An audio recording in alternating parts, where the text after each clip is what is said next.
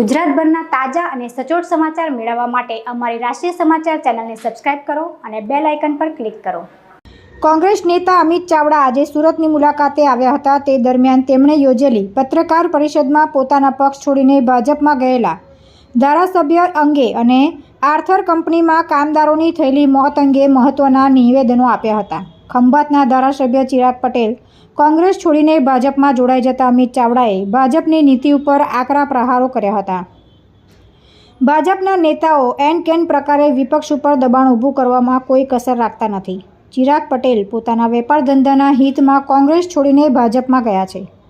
પ્રજા તેમના આગામી દિવસોમાં તેમણે કરેલા નિર્ણયનો અચૂક જવાબ આપશે।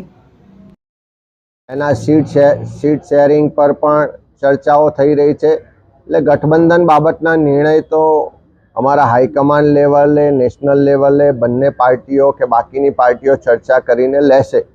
પણ જ્યાં સુધી ગુજરાતની વાત છે કે 2004માં પણ જ્યારે દેશમાં વાજપેયીજીના નેતૃત્વમાં એનડીએ સરકાર હતી, ફીલ ગુડ ઇન્ડિયા સાઇનિંગનો ખૂબ પ્રચાર પ્રસારને નારો હતો, એવા સંજોગોમાં પણ આજ ગુજરાતની જનતાએ પરિવર્તન માટે વોટ કર્યા હતા અને 26માંથી 12 બેઠકો ગુજરાતમાં કોંગ્રેસને મળી હતી ને દેશમાં યુપીએ 1 સરકાર બની હતી।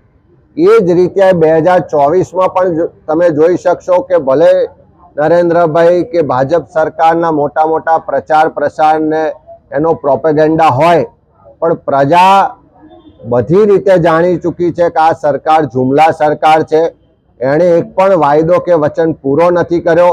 આજે પ્રજા માટે નહીં પણ મુઠ્ઠીભર લોકો માટે સરકાર ચાલે છે। એકાદ બે ઉદ્યોગપતિઓ આખો દેશ ચલાવે છે। આ તમામ સત્તા અને સંપત્તિનું કેન્દ્રીકરણ થઈ રહ્યું છે। એ સંજોગોમાં આવનારા દિવસમાં ગુજરાત સહિત દેશની જનતા પણ પરિવર્તન માટે મતદાન કરશે અને 2024માં તમે જોશો તો દેશમાં પરિવર્તન આવશે। Thank you. તુલસી શર્મા સાથે રાષ્ટ્રીય સમાચાર સુરત।